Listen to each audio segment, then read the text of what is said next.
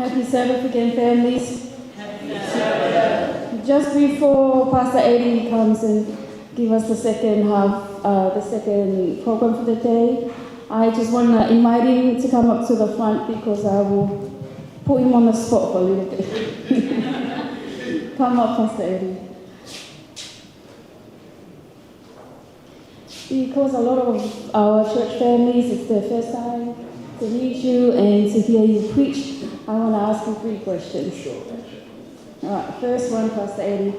What are 3 words that describe you? 3 words that describe me. Well, that's Yvonne. 3 words that describe me. Committed. Committed.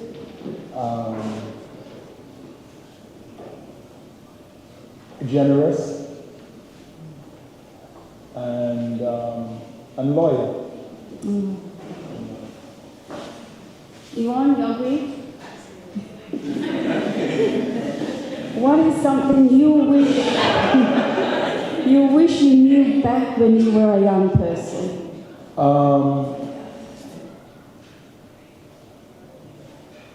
I wish when I was younger, I wish I knew that I was okay as I was. I spent a lot of time just trying to be something I wasn't. And I wish I just knew, no, you're good. Don't worry about it, you're good.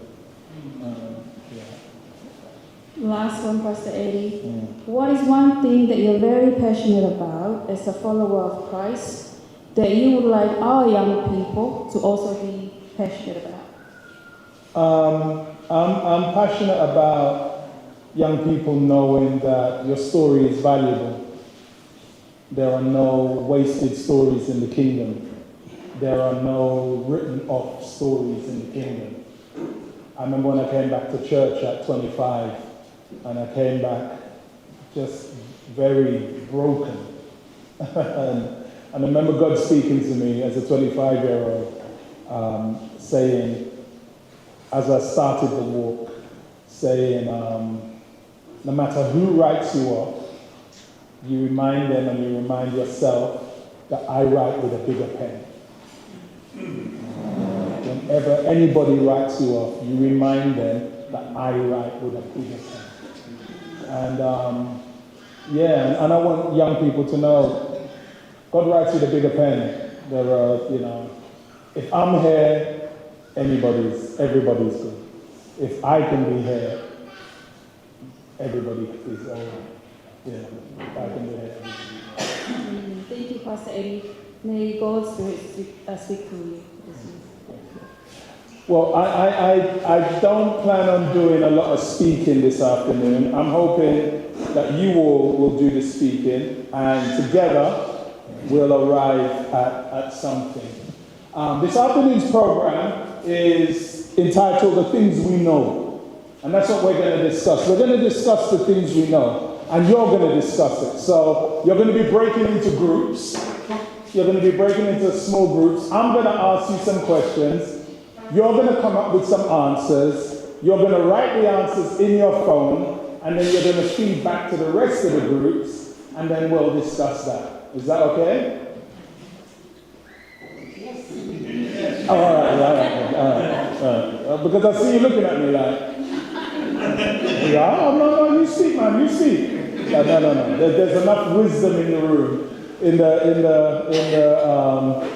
multitude of counsel, wisdom is established. So, this is called The Things We Know. And it's from a series I call the God Church and Faith Culture.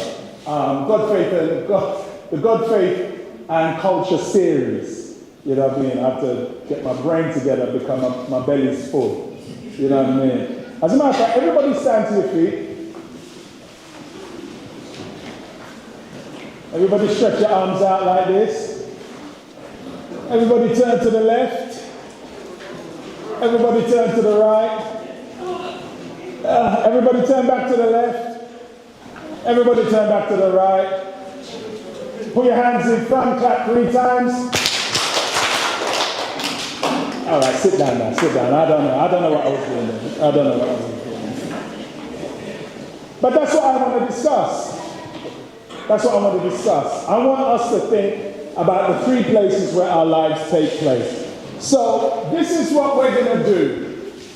I want you to break up into groups. It could be like, there's a group, groups of 5, groups of 6, but break up into groups. And this is the questions we're going to be discussing.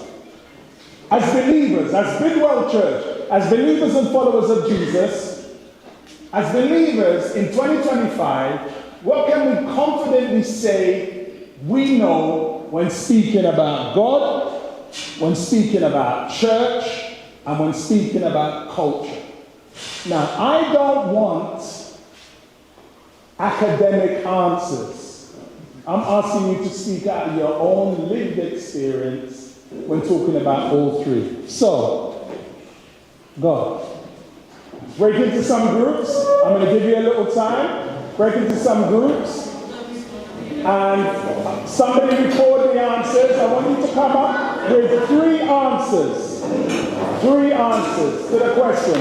What can you safely say you know about God? That's the first. So you guys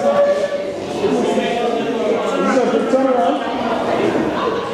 Make sure somebody records the answer on a phone or writes it down. And I'm only giving you like 3 minutes to discuss it. So, what do you know about God? What can you safely say you know about God? Let's discuss.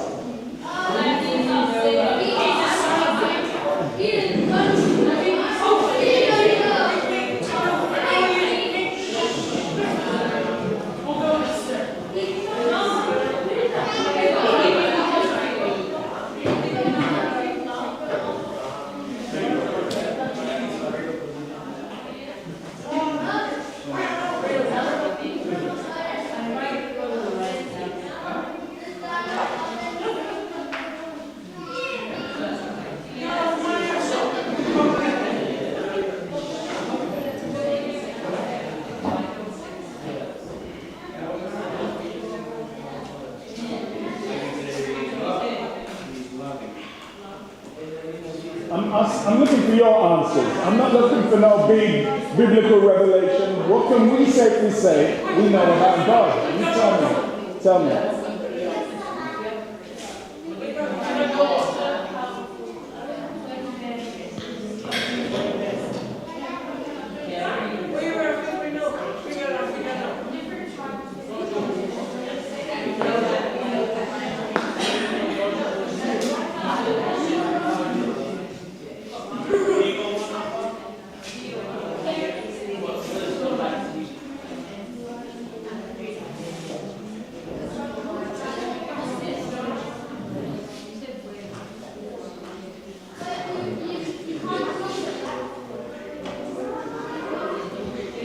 Okay, I'm giving you 60 more seconds. I'm giving you 60 more seconds. Write down everything everyone says. Just write down all the answers. Just write down all the answers and then pick your best 3.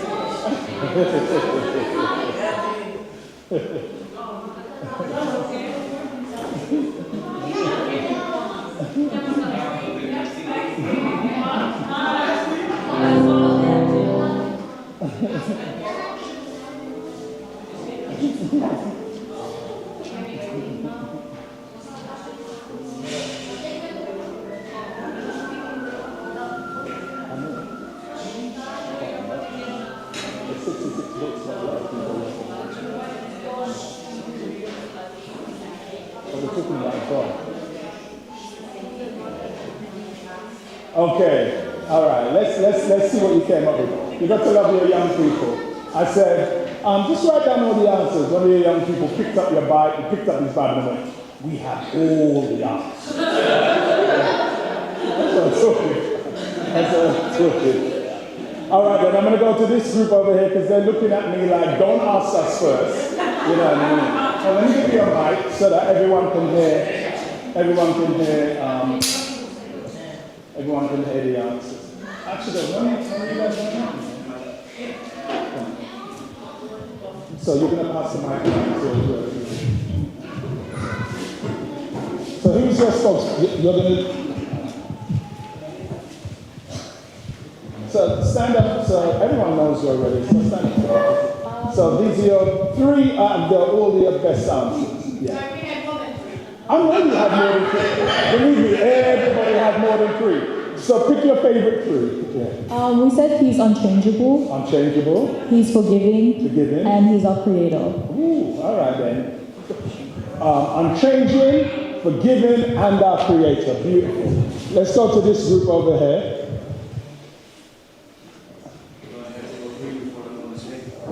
Some of them you may repeat so that you can pick something. Well, we had more than three. All right.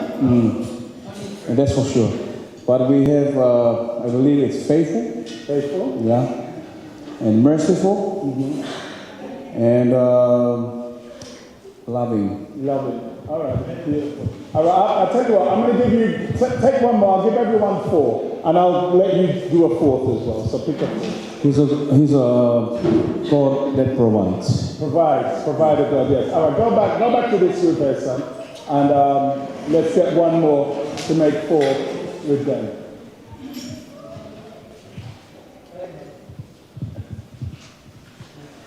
We said that we are all his image. All right. I like that. We are all his image. Have you guys want to... All right, come to your group. I like this group, man. This group is old school, like we're writing it down. That's what I'm talking about.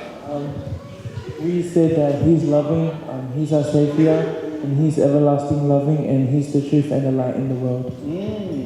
I love that. And this group here, our final group.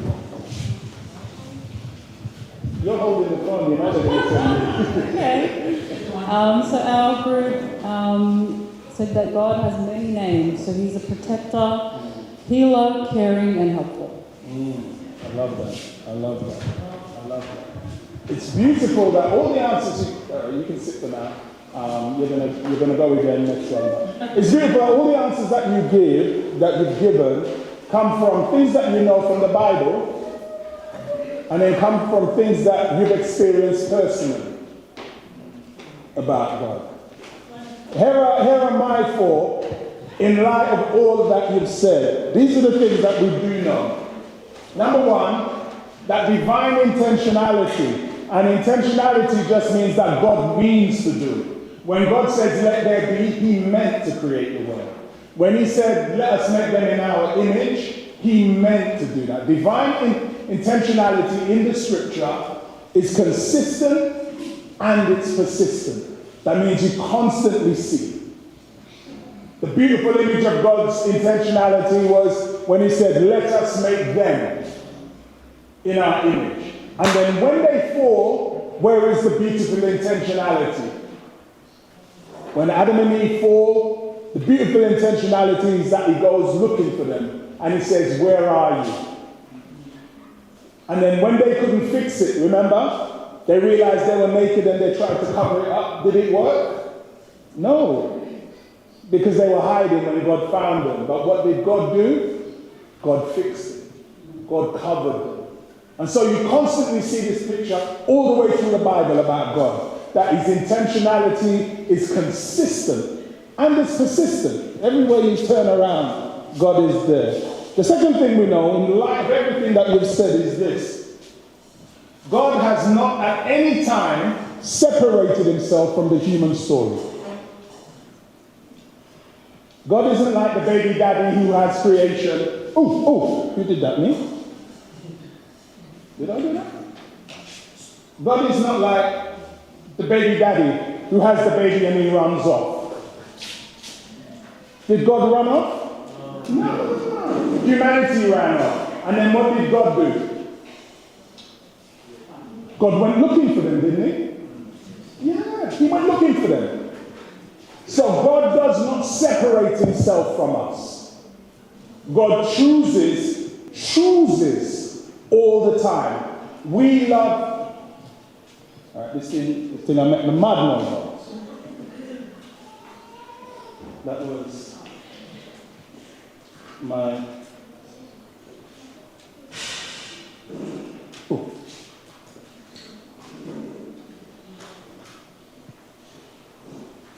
He was so smooth with that as well, wasn't it? That was just his smooth way of saying, your connector's rubbish, Pastor. He didn't talk, he didn't nothing. He just like, yeah. It's not us, preacher. It's not us. You know what I mean?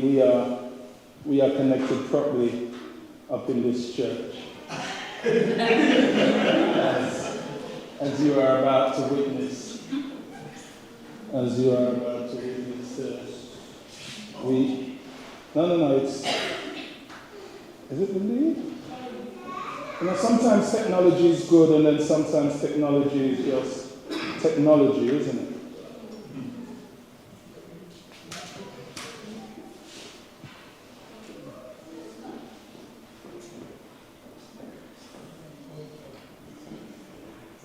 Oh.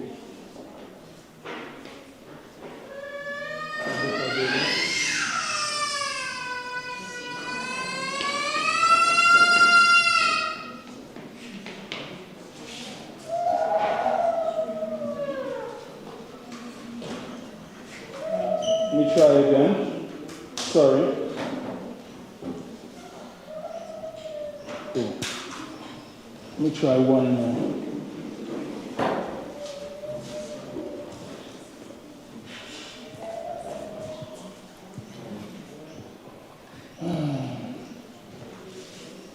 Technology.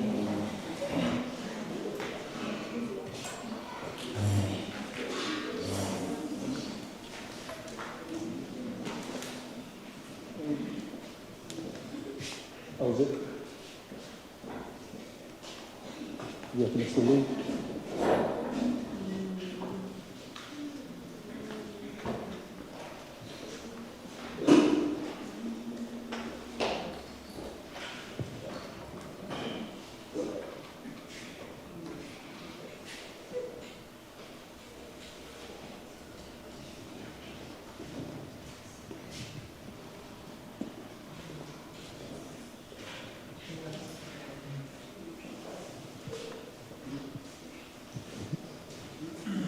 Well, while we try to figure this out, God has at no time separated himself from the human story. At no time has he separated himself from us in the human story. The third thing we know about God is this. To fully explain God is to invent God. Think about water. Just think about water. Yeah? We love water. We drink water. We swim in water. We wash with water. We cleanse with water. Water makes up what percentage of the human body? 75% of the human body. You know what I mean? Water is necessary to the survival of living species. We worship someone, we worship a being who thought of water in their mind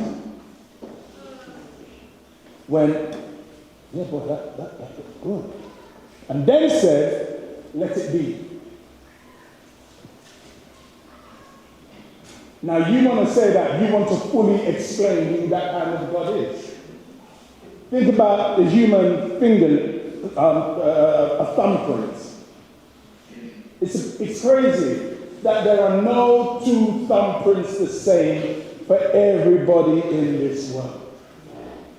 My mother, she passed in 2020. She was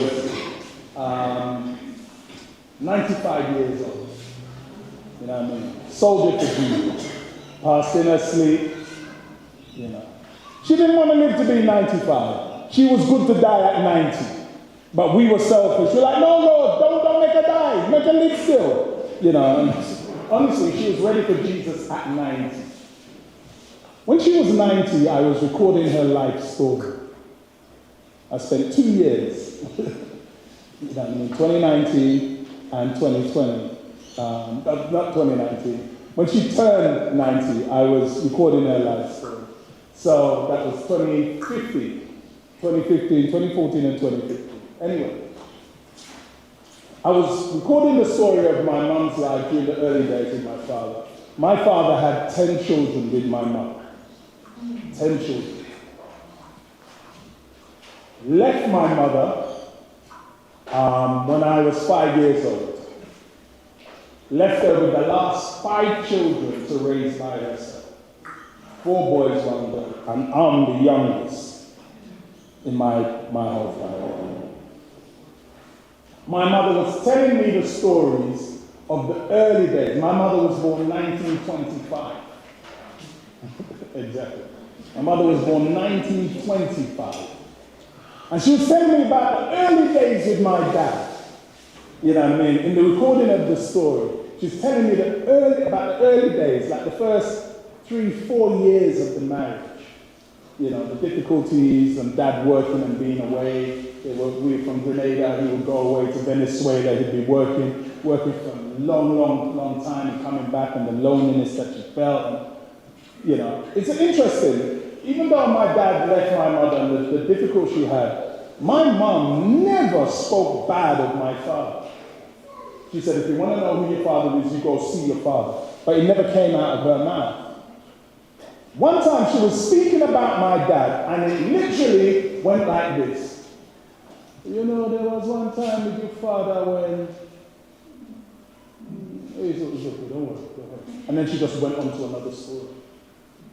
And in that moment, Anna, for me, it was such a teachable moment. She was about to tell me something, and she said, no, it's okay. And she moved on. And it said 3 things to me. It said 3 things to me. It said, number 1, you do not have the capacity to hear what I wanted to tell you. Number 2, you know something, that's just between me and your father. And then number 3, boy, that's none of your business. And I thought about that with just me as a child thinking about my parents and thinking I know everything about my parents. And Rhea is convinced she knows everything about her mom and dad. You know what I mean? And I'm like a DJ. Rhea will be like, Dad, tell me about growing up with you and Uncle Simon and my uncles. Tell me about the stories growing up. And I'll be like an old DJ playing vinyls. I'll be going through the record selection. Nah, I'll tell you that. Nah, I'll tell you that. Oh, yeah, I'll tell you that. And I'll put it on. And it's the same with God. You honestly think we know everything about God. You have to allow God's space to be God. Allow Him space to be God. To fully explain God is to invent God. So with all the things that you know, these are the things we know. Divine intentionality is consistent. God is consistent and persistent. We do know that God doesn't separate Himself from us. We do know that to fully explain God is to invent God. And lastly, the thing we know about God is this: God is predictably unpredictable. Isn't He? You think God is going to choose this people and He chooses that people. You think this person is going to be God's prophet and that's God's prophet. You think God's going to speak through this man and He speaks through this woman. You think God is going to speak through this woman and He speaks through this child. You think that His child is going to be born in Jerusalem, His child is born in Bethlehem. You think the child is going to grow up in Bethlehem, the child grows up in the ghettos of Nazareth. God is unpredictable. And that's good. Because that means that we can't nail God down ever to just one thing that we think in our mind. That God is going to be this way. God is going to work this way. God is only going to speak this way. So those are the things we know about God. So, have we got it back? Did we get it back? Still not? So, let's get into our groups again. And this time, I want you to write down 4 things that we definitely know about church. So discuss. What are the 4 things we know about church? Hey, hold on. Before you discuss, be kind. Be kind. All right, discuss. 4 things we know about church.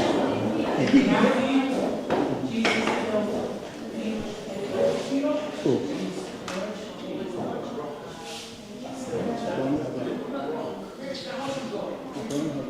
Which one is your, because it might be, which one this is?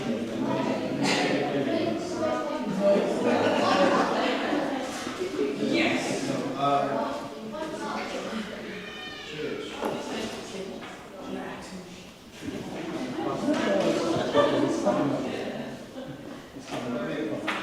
It's got it, huh?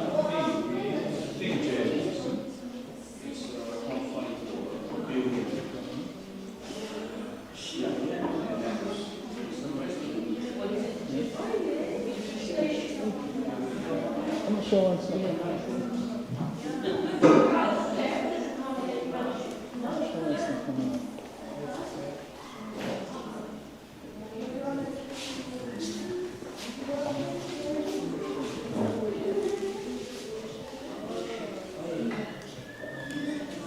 Four things about church.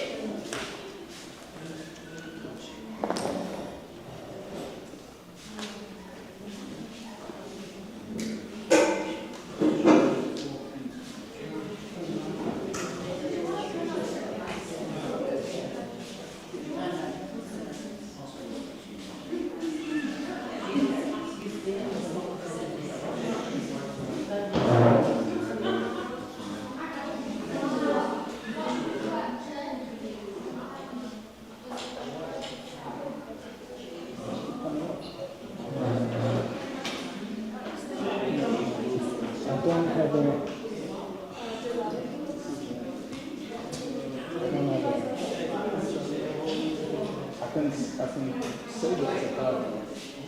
I can export it as a PowerPoint. It's not a PowerPoint, it's a keynote. But I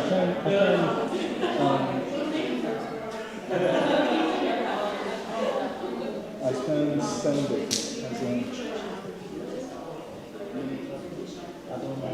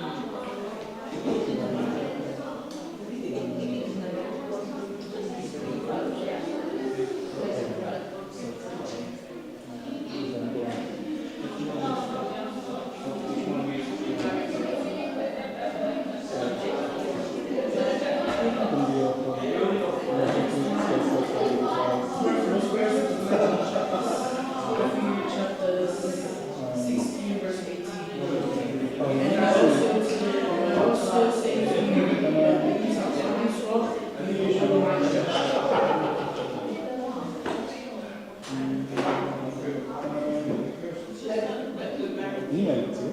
No. Have you got mine? Yeah, you got mine. Trace.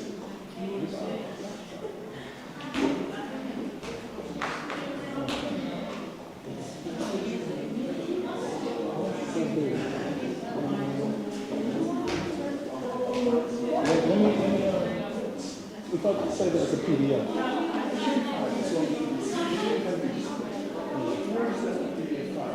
I could export it as a PDF.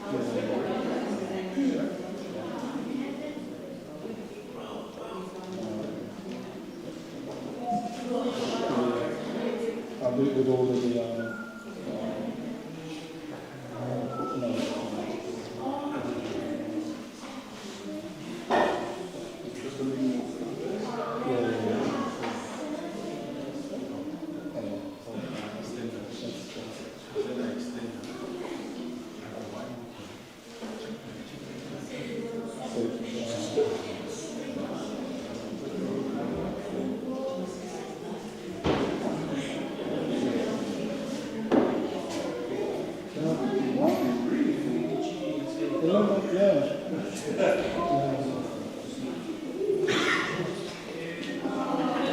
All right, while we play with technology, let's get back to your answers. So which group do you want to start with first? Start with this group? All right then, go on. Oh, let's work the other way around. Let's start with this group. Yeah. So what can we safely say we know about church?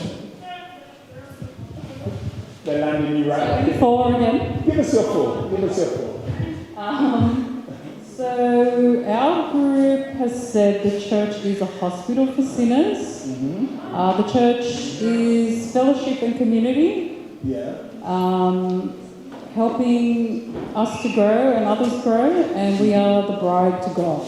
All right. Okay, beautiful. Let's go to this group over here. Give us your 4. The church. All right, we're going to be tricky and say the first point is the church is the city of refuge. A city of refuge, Yeah. Hey, I like that. And then, I've heard that before. Where did I but they heard us, I think so. I think so. We have just an extra one that we say that, this is how we define church. The typical church is a building and with members. Yes. Yeah, Church is a building. and the rest are all the same. All right. Thank you. Okay.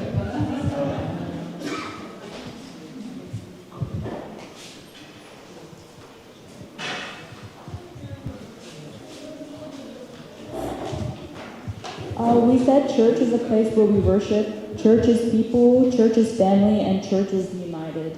A place where we worship, church is a family, church is people, and church is united. Hey, you covered it all. I love that. My group and I said that God and where we get to know about God. Hey. And you were kind, and that is beautiful. Which one?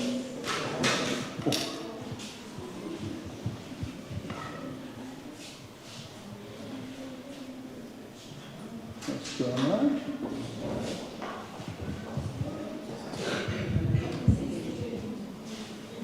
How many people were born into how many people here were born into Christian families, born and brought up in the church?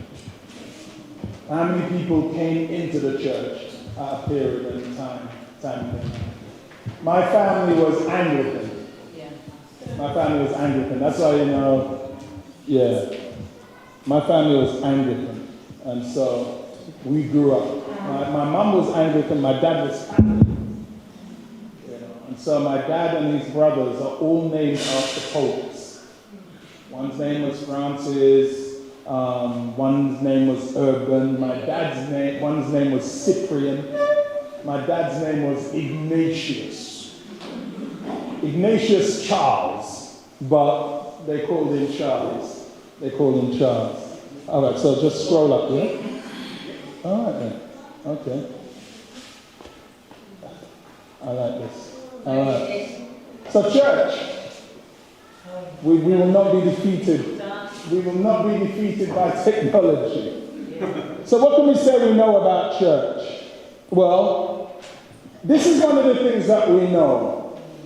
Yeah, spirituality, the idea of what is spiritual, is no longer religiously and institutionally defined.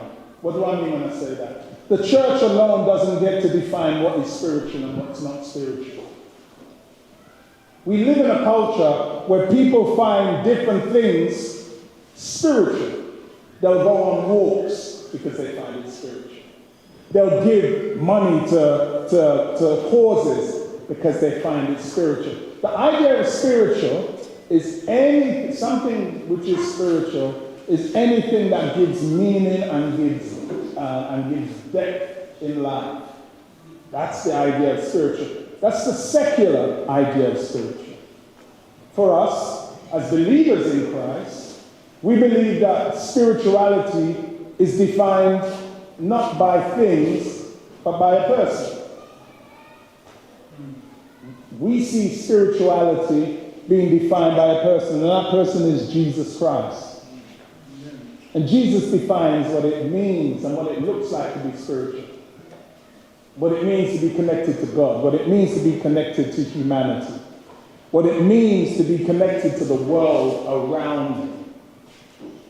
But it's important that we understand as a church that when we go into the culture and we're talking about spiritual, we're talking to people that look at spirituality in other ways other than us. Does that make sense? This is the second thing that we know. That the church is not a gathering of who's right. It's a gathering of who's winning. And I'm saying that to us as Adventists. Because you know we love a good fight. Come on, man. We love to fight. Not with each other, but we love to fight with other denominations. You're wrong, I'm right. True. How many of you as husbands know you can be right and win the argument with your wife, but boy, the rest of your life is going to be wrong?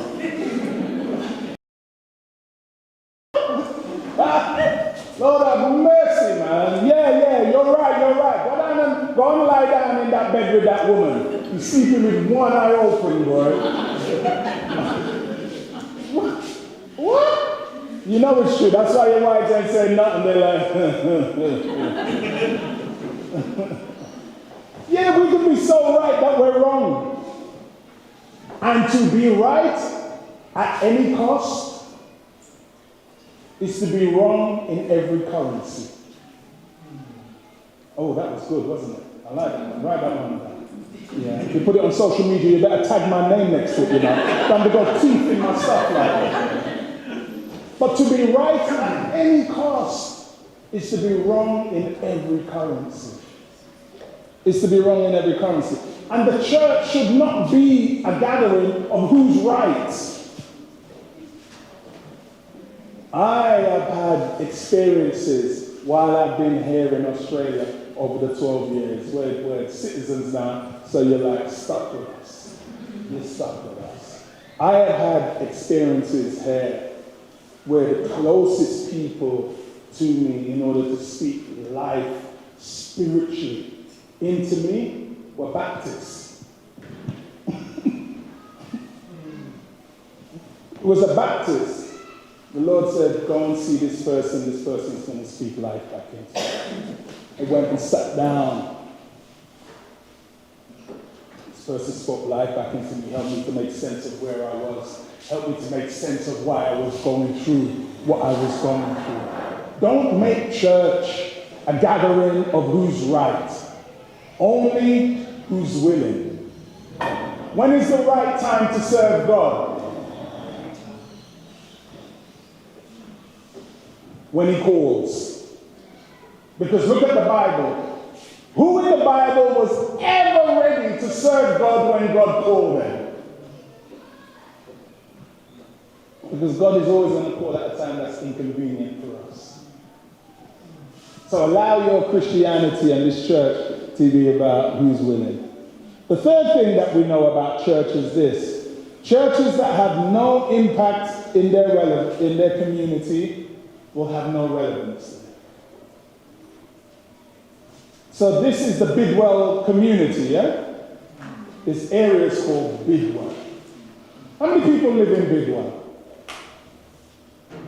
All right, let's do an exercise.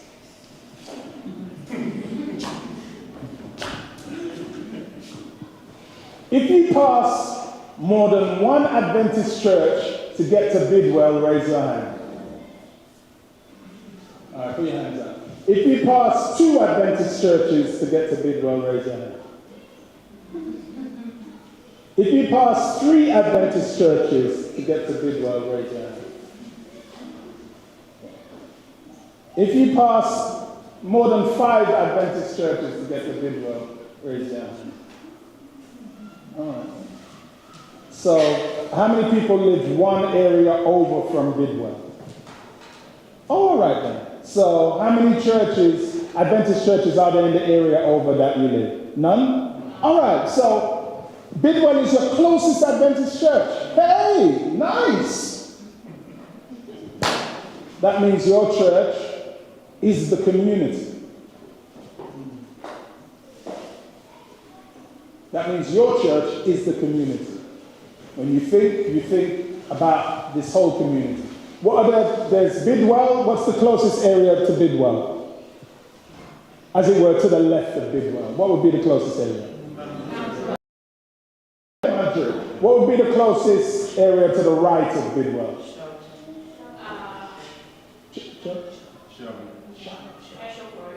Shelby. What's it called? Shelby? I thought you were saying Shaolin. I'm like, what? This ain't no Kung Fu movie. I thought you were saying Shaolin. I'm like, what? This ain't no Kung Fu movie, boy. Shelby, yeah? Shelby. Ah, Shelby. All right, nice. All right, so between Mount Druitt, Shelby, and Bidwell. So this is you. This is you. Yeah, this is you. All right, so everyone's doing it like north, south, east, west. So Mount Druitt, Shelby. What would be up this way? Edmonton. Edmonton? Yeah. All right. I thought you said Edmonton. Edmonton's the place in North London. I'm like, oh, what? There's an Edmonton here as well? And so what would be underneath here?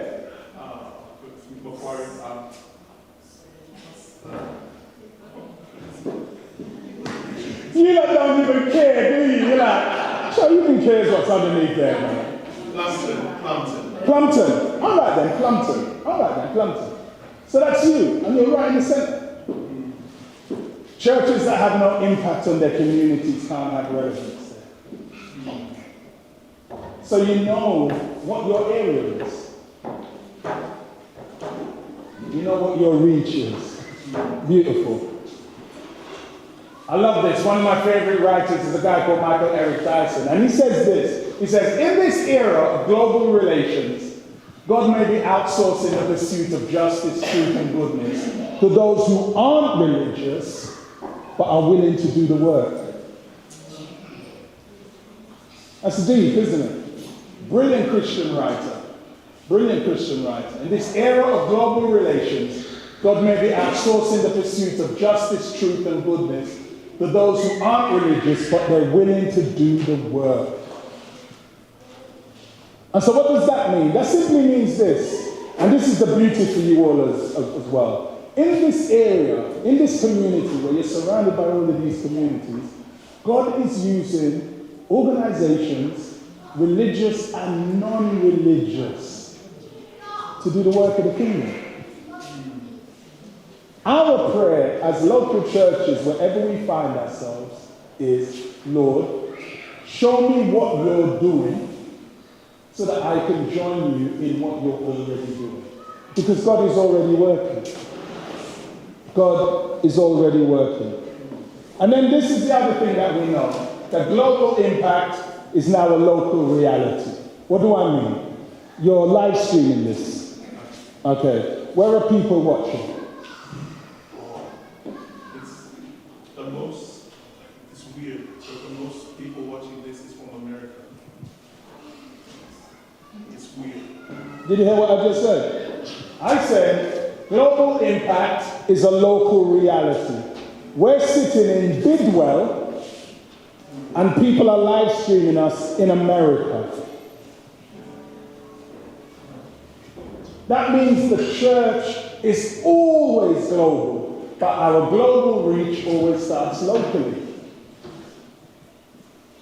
Why? Because everybody has the whole world in their hands. Isn't it? Oh, sorry. I thought I was showing you business. Culture. So discuss amongst yourselves and we'll come back together. We'll come back together. We're discussing culture.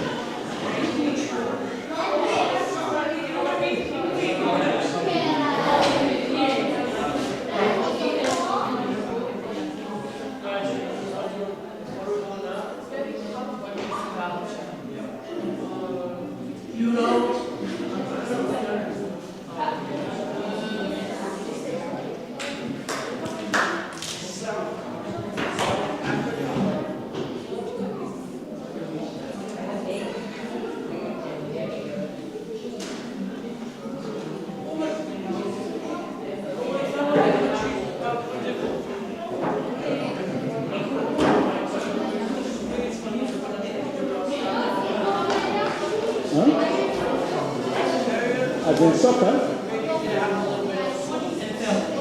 As in AFL? NRL? Soccer?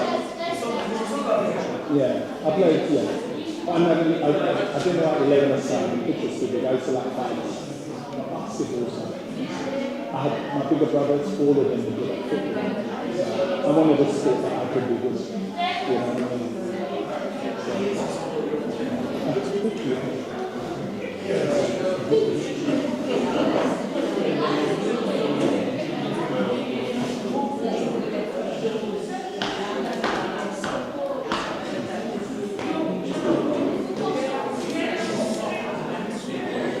Are we ready?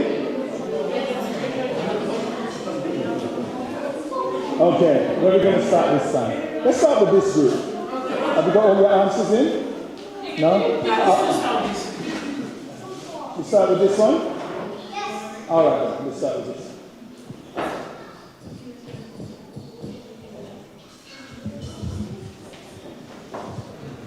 So culture, what do we know?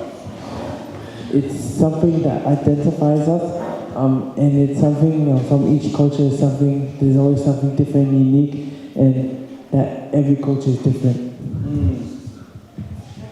That's interesting. I always ask that question. Are all cultures the same? No. And everyone always says no. And I really wish that I had like at least 15 different cultures and countries and cultures in it. Because I would do an exercise that pretty much as human beings throughout cultures, we're all the same. We're all the same. But we've been taught that all cultures are different. Because if you can teach that all cultures and all people are different, then you can teach that some cultures are greater than other cultures. And if you can teach that other cultures are greater than other cultures, then you can teach that the humans within those cultures are more superior and greater than the people in other cultures. And if you can do that, then you can justify anything that you do to people in what you deem to be lesser cultures. But that's a different workshop. Anyway, come on, go to this one. Oh, we've got a new spokesperson. You handed it over. Hello everyone. So my group and I came up with belonging, identity, history, influence our thinking, shaping our values and how we live our lives. Ooh, that's beautiful. Belonging, identity, history.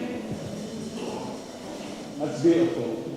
Shapes how we see our lives, shapes how we tell our stories.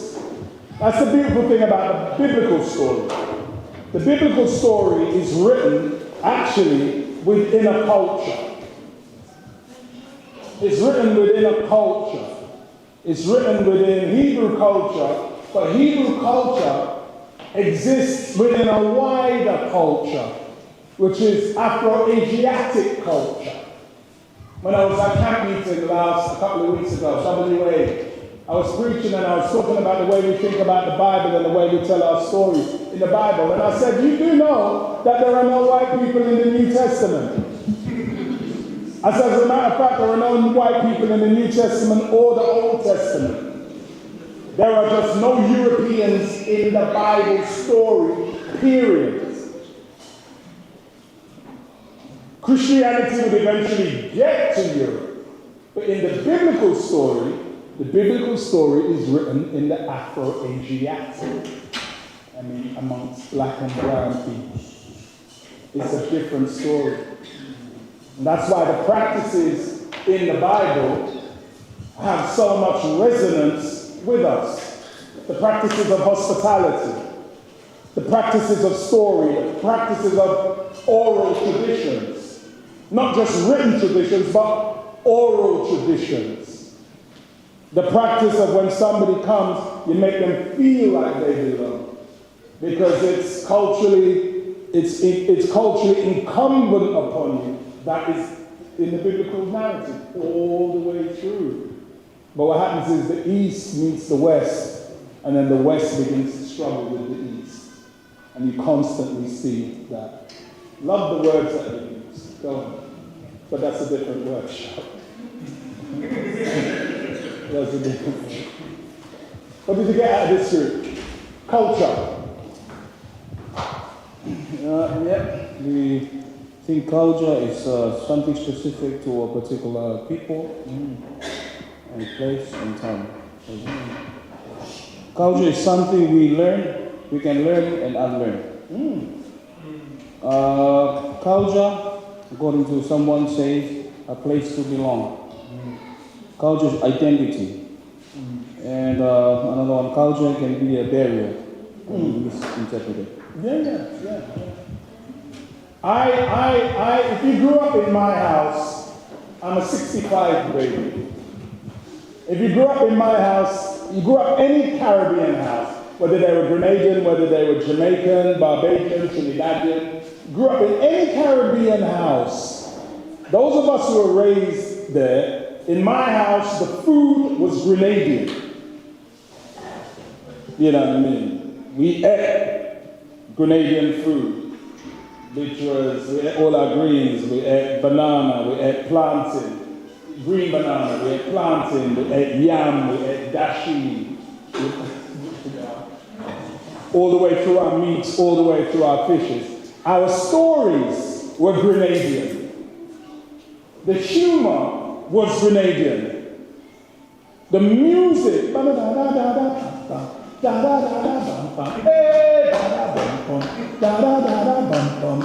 was Grenadian. But the moment we stepped outside our front door onto the street, I was West London from SW6. You better know I'm London born and I'm London bred. And you get back into your house,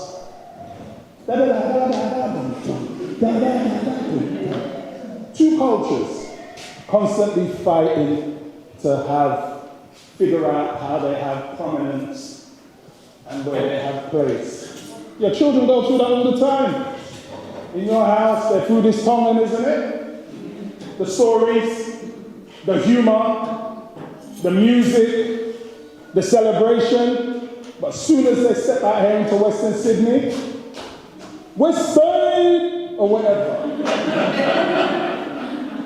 Yeah. They're from from Western Sydney, I'm from the inner West. Two cultures. Constantly figuring out how. And you can't eradicate one and only have the other. And you can't only have one without the other, because there are two constantly moving in. And that's the beauty of it. And that's the struggle of it. That's the struggle of it. One more book. Oh, you thought you was getting away, didn't you? Over there. Oh, he's forgotten us. That's good. No. We said culture shapes who we are. Culture is rich, culture is diverse, and culture is rooted in our beliefs and traditions. Rooted in beliefs and traditions. Are all traditions bad? Are all traditions good? No. Yeah, all traditions aren't good, but all traditions aren't bad. We just haven't figured out how we make the traditions work within a certain place. So having the principle that governs that tradition and thinking about how the practice of that tradition changes and evolves while the principle remains. Bob Dylan in 1963 sang, "For times are a-changing." And then in 2000, Bob Dylan said, "Times have changed." And that's the one thing that we do know with culture. Culture is constantly evolving. Constantly evolving. And the one thing, sorry, I'm going to use your phone again. Can I use it? The one thing that this has done is this has brought different cultures together. The danger with this, though, is me thinking that I know everything about Tongan people because I follow so-and-so on TikTok. But you can't know a person until you sit down with a person.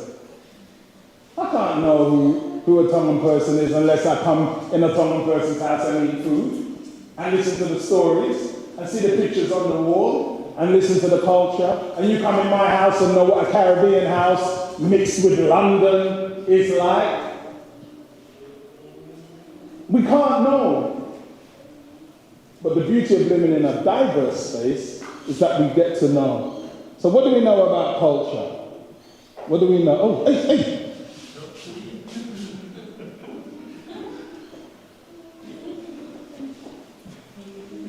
I don't know what I did and why I did it.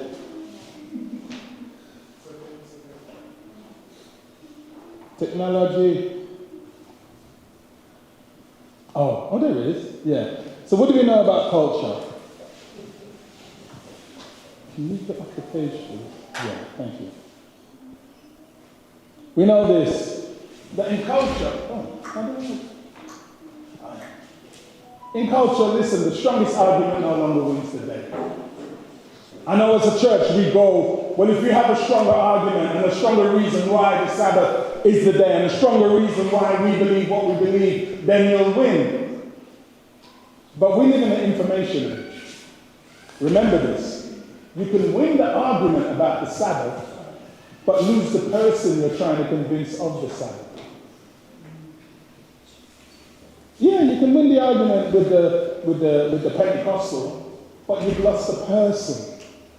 Because the strongest argument no longer wins the day. Why? Because God has made it, and He's making it, that her life has to get close enough to my life to do this, so that she can see in my life, as it were, the beauty of rest. She can, why? Because she already knows God. Well, you're telling me because she goes to church on Sunday, she don't know Jesus? Come on, man.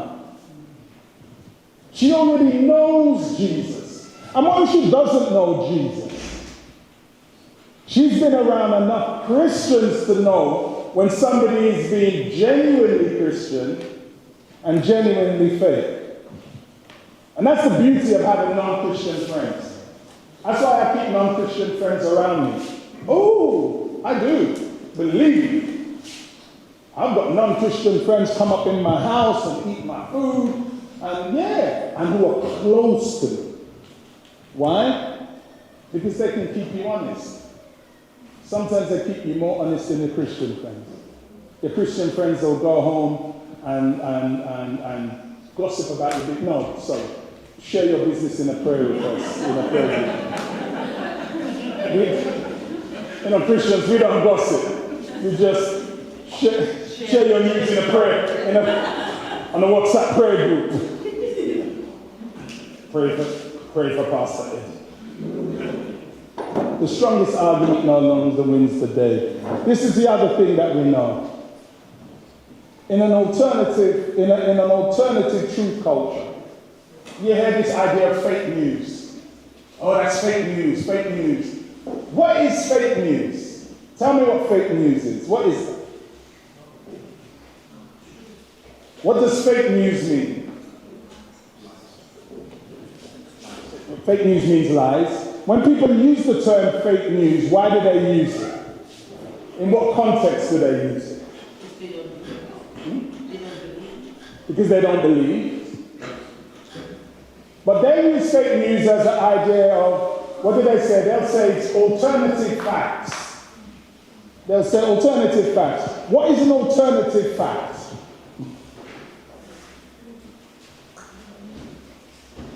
You know why you're finding it hard to explain it?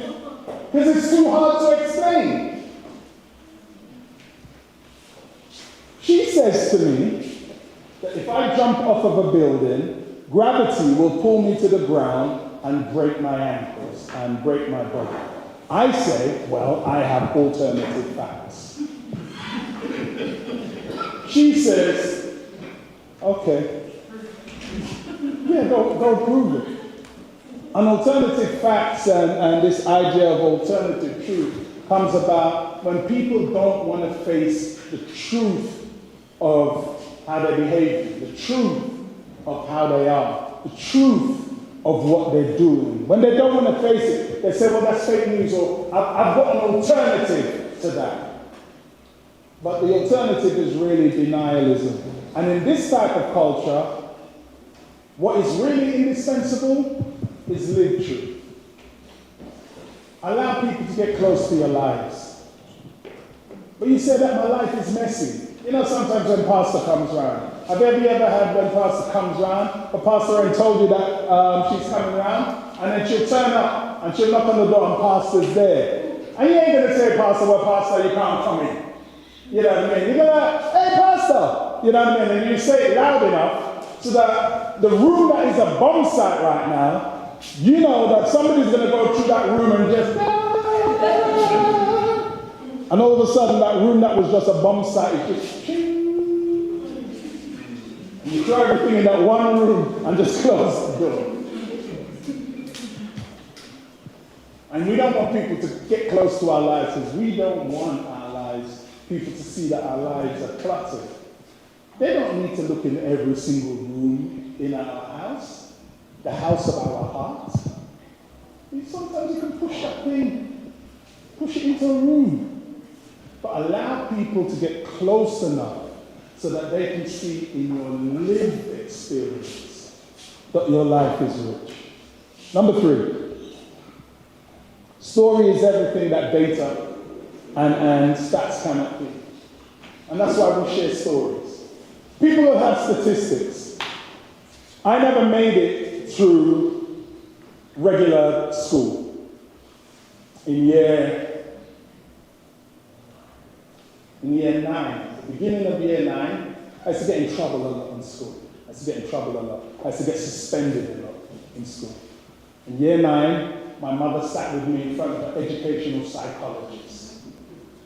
Educational psychologist looked at my mother and said, Mrs. Hippolyte, the problem with Eddie is that he's uneducatable. That's what they said.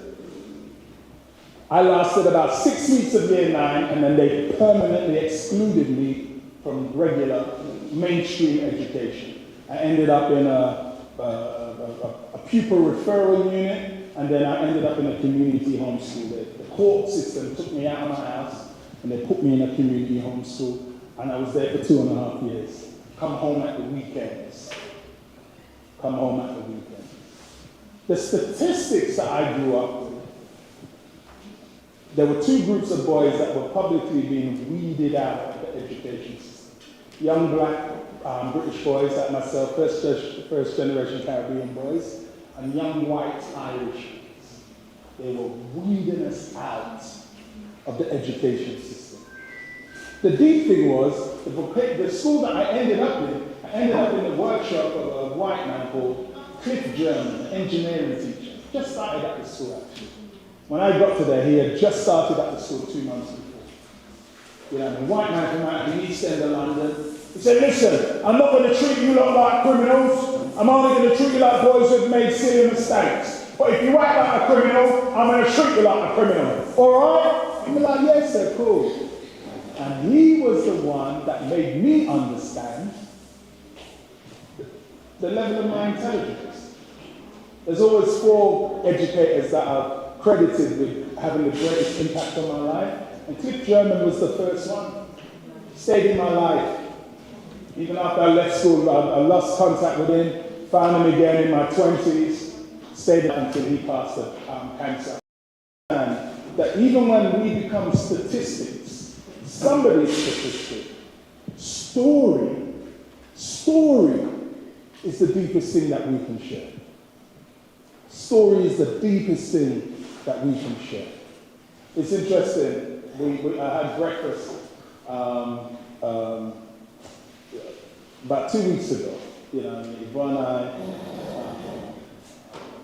Sonia and I, we had breakfast together. And we was discussing raising our kids. And I remember them saying, we took our kids back to Tonga with us. And we showed our kids where we came from. And we showed them where we lived and how we grew. And when they got back, they said, like, we're really grateful. Why? Because no matter how much you tell, when people can see the lived story, they understand the lived person in a greater way. And you say sometimes, well, my life is messy. All of our lives are messy. But the truth is this, in the culture, story is everything that data cannot be. Think about social media. What was social media? Because now it's become messy. But when social media first started, what was social media about? Social media was simply the culture's attempt to create spaces of transparency and authenticity via the sharing of life and story, wasn't it? That's what it was about originally. Facebook, you know, MySpace before Facebook. Yeah. Who had a MySpace? MySpace, Facebook, what have I missed? You know, and then obviously, you know, then Instagram came and you shared it through pictures, and then TikTok, shorter and shorter.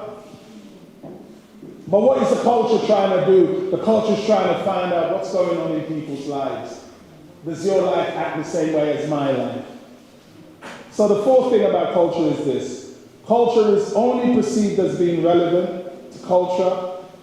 God, is only perceived as being relevant when he's experienced as being present within the culture.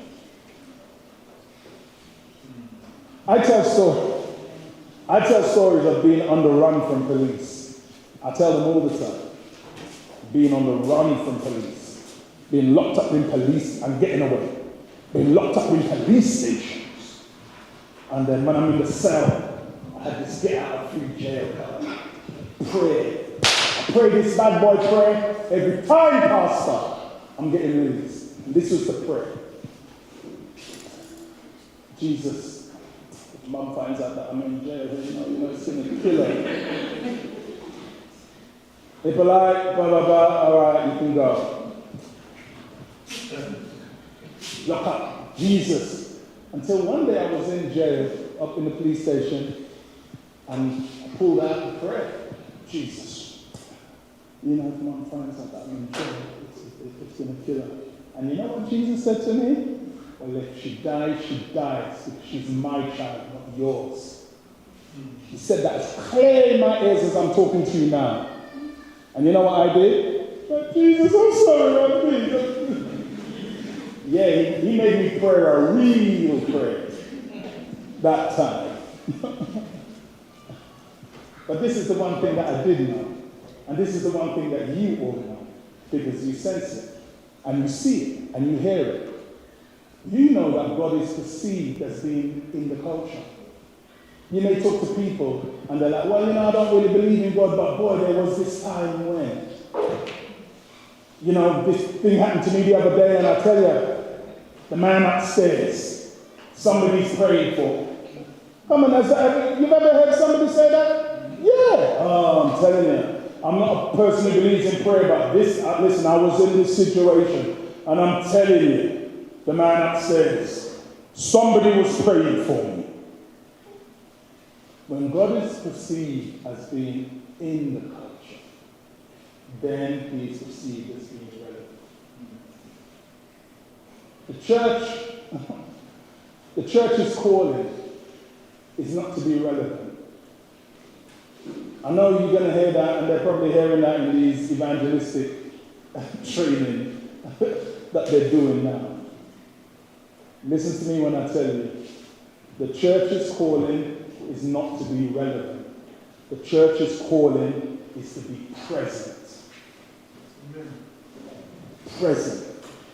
Now, let me show you how that works. I'm going to show you how that works. Adam and Eve sinned. Yeah? When God comes to them, what do they do? Right. Why are they hiding? Because they're naked. Because they sinned. Why else? Because they're ashamed. They're afraid. What did you say? And because sin made them hide. So God comes to them to be relevant. Is God being relevant? No, because they're hiding. God is irrelevant to their condition.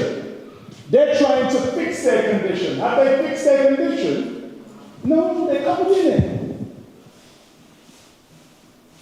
And in the Bible, the conversation doesn't go like this, but it goes like this. Why are you hiding? Oh, why are you afraid? Did you do what I told you not to do? Did you break it? Yes. Can you fix it? We tried, but it can't fix. Do you want me to fix it? Please. That's why at the end of Genesis chapter 2, Genesis chapter 2 says, and God covered them. So this is what God does. Think about it. They've sinned and they're separated from God now. They're hiding. They're afraid. God comes and they're afraid, so they hide. So God's presence is not relevant to them. God has wearing his hair is not relevant to them. But once God comes to be present with them, and then he allows his presence to help them figure out God's relevance to their condition. Why? Because they still have to choose to be covered. Like of Jesus. Jesus follows the will and heart of his Father, and the kingdom is lived out in his daily experience. The struggle for us as Christians is not conversion. Conversion means our attention is drawn to God. Our struggle is surrender. And what does surrender mean? Switch your camera on. I want you to record this one. Record the sound. Surrender simply means we stop fighting God, where God is trying to pull us from, lead us to, or grow us in. That's what surrender means, exactly. Wherever God is trying to lead us from, guide us to, or grow us in our individual lives, we stop fighting him. That's what surrender is. And that's the struggle of the Christian. You should surrender, allowing God space. But in the life of Jesus, Jesus in God, we see the life of surrender. And then Jesus within the church, what do we see? We see interdependence.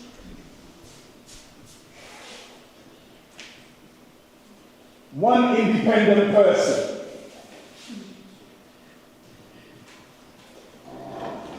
Two independent persons.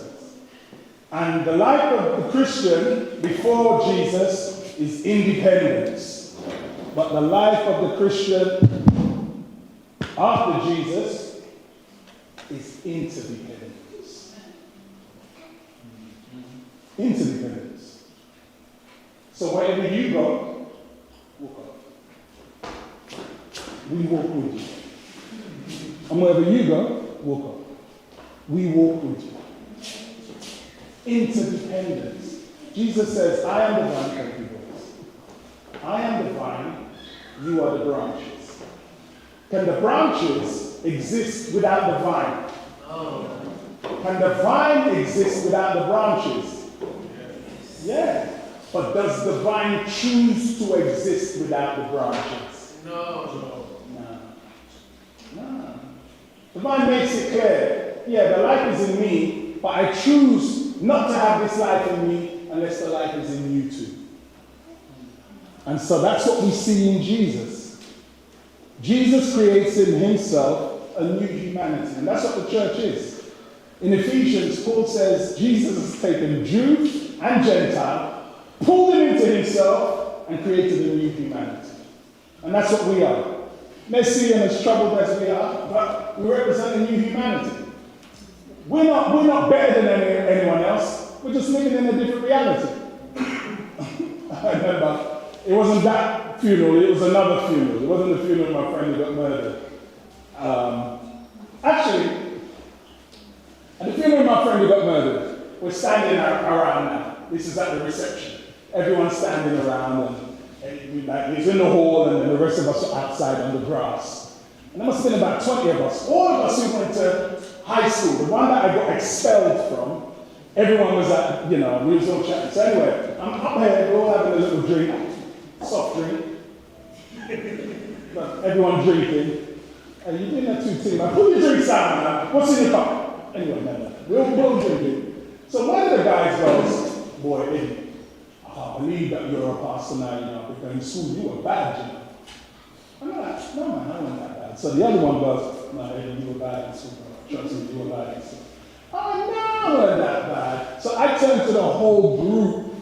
I said, hey, everyone, was I really that bad in school? So, to a person, everyone went, yes! And then everyone cracked up laughing. Then the first one who said, about this, he said, trust me, if it's good, because if you can be a Christian, that means any of us can be a Christian. Amen. So that's what I'm talking about. It doesn't mean that I'm better than anyone else. But Paul says that when Christ is in us, we become a new humanity. So people can see in us something that they want. And the true power of community will be seen in how they live in relation to each other. And then Jesus in culture. Jesus in church is interdependence. Jesus in culture is other-centeredness. Other-centeredness. Jesus redefines the value of humanity through the ministry of service, healing, and presence. So, what are the things that we know? This is what we know. To intentionally follow Jesus, and that's about surrender. Now, believe me when I tell you, I'm landing the plane now. I'm landing the plane. Believe me when I tell you, yeah? I know there ain't nothing easy about surrender. There is. I remember when for a lot of my ministry, I was a pastor for 18 years. 8 years ago, I stepped out of pastoring because I wanted to serve the church and serve the culture in ways that being employed in church wasn't going to allow me, and the church wasn't making space, and so I better serve the church where I am. I remember seasons of being, and so for most of my ministry, for at least half of my ministry, I have been declared a preacher of low and no substance. With Eddie Hitler, he's a preacher of low and no substance. And the reason why they say I'm a preacher of low and no substance is they say you speak too much about love and you speak too much about Jesus. You have to speak about the deeper things. You're an Adventist. You have to speak about the deeper things. And not just loving Jesus. It sounds like a Sunday preacher. I think I'm educated. I hope I'm educated. Educated enough to know that if you take Jesus and you take the Bible and you take love out of the Bible, there ain't nothing left to preach. If you take Jesus and love out of Adventism, you have nothing left to preach. Take Jesus out of the sanctuary. Do you have a sanctuary? Take Jesus out of the second coming. Do you have a second coming? Take Jesus out of the state of the dead. Do you have a state of the dead? Take Jesus out of righteousness by faith. Do you have a righteousness by faith? Take Jesus out of the health message. Do you have a health message? You take Jesus out of anything. So we don't preach Jesus in relation to nothing. We preach everything in relation to Jesus. Jesus is the sieve that we pour everything into. And if we can go through the sieve of Jesus, we cook with it. We preach with it. We live it. We hold our hands open for it. Thank you. But if it comes, and so I do know there have been times when I said to the Lord, I need to stop preaching this love thing. It's hard. It's too hard. This love, please, it's hard. Let me go back to the easy stuff. You don't know who Eddie Hippolyte is. I came into this faith at 17 years old. I read myself into Adventism. You chat about Jesuits and Freemasons. Listen, you can come to my house. I can show you books in my library. I am the original Black Pope Jesuit Alberto Rivera, Chick Publications. See, I'm mentioning people you don't even know what I'm talking about. This is the original. You see that? I'm saying it in a straight Jamaican accent now. Original. See when my face is twisted up? But that stuff is easy. I can preach popes all day. I can preach beasts all day. I can preach conspiracies all day. No one knows no conspiracies than me. Serious. I know the conspiracies that you've forgotten. What is that? The hardest thing I've ever had to preach is the love of Jesus and Him crucified. Why? Because Jesus and His love takes you further than you want to go, makes you dig deeper than you want to dig, makes you stay longer than you want to stay, stretches you further than you want to stretch. The closer you get to Jesus, the less of you see of yourself. And as human beings, we always want to be in control, don't we? We don't want to feel like we're losing control. And so when Jesus telling me to go and apologize to members that have harmed me, and I'm like, but they harmed me. You're the pastor, don't apologize. But no, Lord, I'm not in the wrong. I know you're not in the wrong, but you go and apologize. I don't even know what I'm apologizing for. You go and apologize. That's the the journey of love and the journey of surrender. Until I got to their house and they were sleeping. And I knocked on the door. And I said, look, I've just come to say sorry. And they're like, no, Eddie, no, please, come in. Come in. When I got in, they said, no, it's not your fault. You know it's not your fault. It's my fault. But they were afraid to apologize to me because the last time that they was in a situation like this and they went and apologized, the person took their apology, crumpled it up and just threw it back in their face. And so ever since then, they've been afraid. But the Lord said to me, you go and apologize, even though I wasn't in the wrong. Because my apology seemed to build a bridge to get them back to their own humanity and their hearts. So that's why I said there ain't nothing easy sometimes about being a follower of Jesus. But there's everything glorious about being a follower of Jesus. This is what we know, to intentionally follow Jesus in surrender. To intentionally live in a community empowered by love, which is interdependence. And to selflessly serve humanity as God and where God gives opportunity, which is other-centeredness. We do know that this is the heart of life. Those are the things we know. We know, big one, that as a community, if you choose to intentionally follow Jesus and be a community of surrender, if you intentionally live in a community empowered by love, and I say love because love is the hardest thing. You know that love is the biggest giving of yourselves. It's the deepest giving of yourself. You cannot be forced to love someone. You can be forced to hate someone, but not love. Love has to be intentionally chosen and given. You can say, yeah, I love you, but in the privacy of your heart and mind, I don't love you, I can never love you. But in your mouth, oh yeah, you know I love you.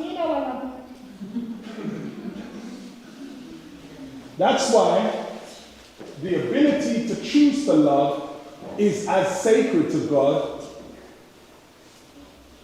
as the ability to choose itself. I do know, people, that to intentionally live in a community empowered by love, and to selflessly serve humanity as and where God gives you opportunity, which is other-centeredness. That if you're a community of surrender, interdependence, and other-centeredness, you will be living at the heart of faith and life. Even organizations that are not religious live under these three principles. That they're seeking to attach themselves to something bigger than themselves. They're seeking to be more about community than individual. They're seeking to serve other people other than themselves. But we are in the kingdom, and this is what the kingdom is calling us to. And those are the things we know. Those are the things we know. We got there in the end. I want to leave space just for a couple of questions, if you have them. Anything that troubled you from anything that I've said. If you've got a problem with anything that I've said, please try and talk to Jesus about it. But anything else, pray about it and talk to Jesus, man. I ain't here for that. But if you've got any questions from anything that we've discussed this afternoon today, please feel free. But we'll only take a few minutes, and then.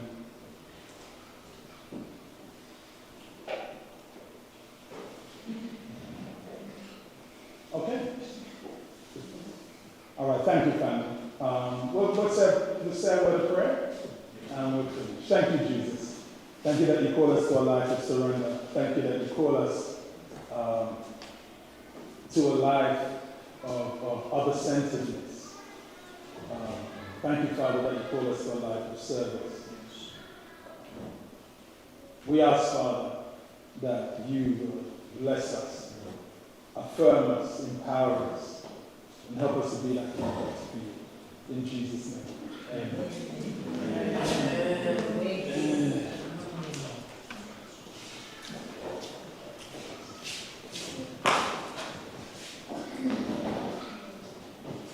Thank you for being here for listening, the whole day. I want to send massive thank you. Thank you on behalf of our personal ministry. And I'm sure our pastor will be thank you on this behalf, you know it's not there. But thank you very much for your time for the whole day and up to now and all the message that you have shared with us. And I'm sure that all of us will take it in their own way differently. And thank God that He has given us the power of church. Everybody have their own church, whether it's for the goodness of being taking life, but God has given us. And not only that, but as we said, the things we know. I've got a slang somewhere, somebody used to use it. Sometimes you know, but you don't know. It's something like that. But anyway, we'll come from the church. Thank you very much. I know that this Saturday comes all the way from Nani and Maria is from Pureblo. And I heard our pastor say that so many staff members from SPD conference, they stays away at Pureblo. And I'm sure it will be, after this will be on the road trip. And thank you for your time, your dear wife, and your girls to be here. I know it's not easy to hop on the freeway and be here in an hour or so now. But thank you very much for making it possible for all of us to take what's good for the church. And I'm sure somebody will say that being a church, sometimes they go into the building, but today you have told us about the church. And lastly, I know that if we don't have Jesus in our life, it's nothing. It's nothing. But thank you for your time, for your wife, and all of us, all of you who will stay here and listen for a whole day. And thank you very much. And you know where big world is, and if you call you again, you know that this is the place where you will pray. And I'm sure this won't be the first and the last for us to call him. But if we call again, please be here. Thank you very much for everything. Hope you have a nice trip back to Pureblo, and I'm sure we'll be following you to Pureblo. But anyway, from our kita kalau dia mau mai akan ini kita weekend kita tadi kita yang mari di sana mau kita di aku ini. And I thought my home again a good lunch.